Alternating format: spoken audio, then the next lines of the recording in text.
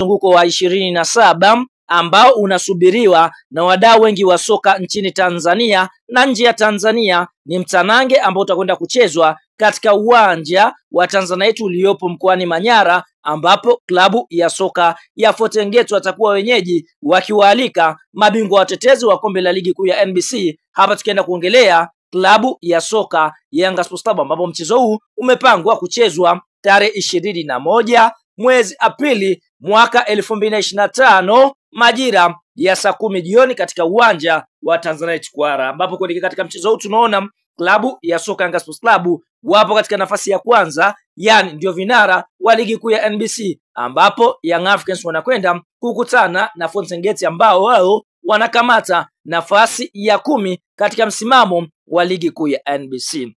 Bwana, kabla ya kuendelea mbali, kama ni mshabiki wa Yanga Sports Club, unaamini kikosi cha timu ya soka ya Yanga kitakwenda kuibuka na ushindi mbele ya kikosi cha timu ya soka ya Fountain Gate? Like video yetu, alafu tuende kwenye comment section, katuambie wewe unaiona klabu ya soka Yanga ikienda kuibuka na ushindi wa goli ngapi dhidi ya Fountain Gate. Fahamu kuelekea katika mchezo huu tunaona klabu ya soka Yanga ndio vinara kama tulivyokujuza hapo awali, ambapo Young Africans wamecheza michezo 25. Katika michezo 25 wameshinda mechi 22, sare mchezo mmoja na kupoteza michezo miwili. Young Africans wamefunga mabao 64 na wao kuruhusu mabao 10 wakiwa na alama 67 kileleni mwa msimamo wa ligi kuu ya NBC. Lakini Young Africans wakwenda kukutana na Fountain Gate ambao wao wapo katika nafasi ya 10 wakiwa wamecheza mechi 26, wameshinda michezo 8, sare michezo 5, wamepoteza michezo 13 wakiwa wamefunga mabao 29 na wao kuruhusu mabao 47 wakiwa na alama 29 katika nafasi ya 10 ya msimamo wa ligi kuu ya NBC. Lakini michezo 10 ya mwisho Young Africans kukutana na kikosi cha timu ya soka ya Fountain Gate, basi fahamu kwa upande mwingine Young Africans wameshinda michezo 8 huku sare ikiwa ni michezo miwili. Kiufupi, Fountain Gate hawajawahi kupata ushindi mbele ya kikosi cha timu ya soka Yanga Sports Club ama timu ya wananchi. Kwa hiyo wanakwenda kucheza mechi ya duru la salama, huku Young Africans wakiamini wanakwenda kuibuka na ushindi mbele ya kikosi cha timu ya soka ya Fountain Gate kutokea Manyara katika uwanja wa Tanzanite uliopo pale Kwara katika mkoa wa Manyara.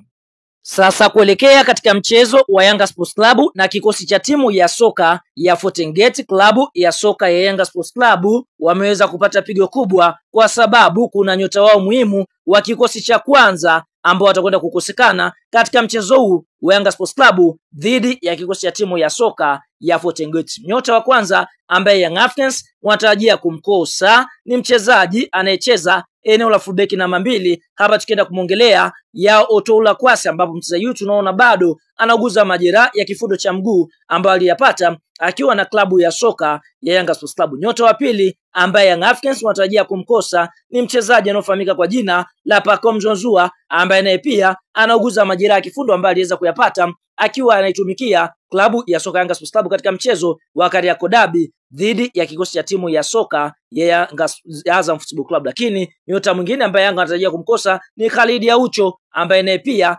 anauguza majeraha ya goti ambayo aliyapata akiwa na kikosi cha timu ya soka ya Yanga Sports Club. Nyota mwingine ni Shekani Hamis. Huyu ni mchezaji ambaye anahudumu katika eneo la kiungo mkabaji, ambapo nyota huyu atakwenda kukosekana kwa sababu yupo katika timu ya taifa chini ya umri wa miaka 20. Kwa hiyo tunaona hiyo ndio orodha ya wachezaji ambao wapo confirmed watakwenda kukosekana kuelekea katika mchezo wa Yanga Sports Club pale mkoani Manyara dhidi ya kikosi cha timu ya soka ya Fountain Gate. Tuambie eneo la comment kukosekana kwa Pacome Zouzoua katika eneo namba 10. Je, aanze mchezaji anaofahamika kwa jina la Stefan Aziz Ki ama Clatous Chama Chama? Toa maoni katika comment na tutakuja kuyasoma maoni yako.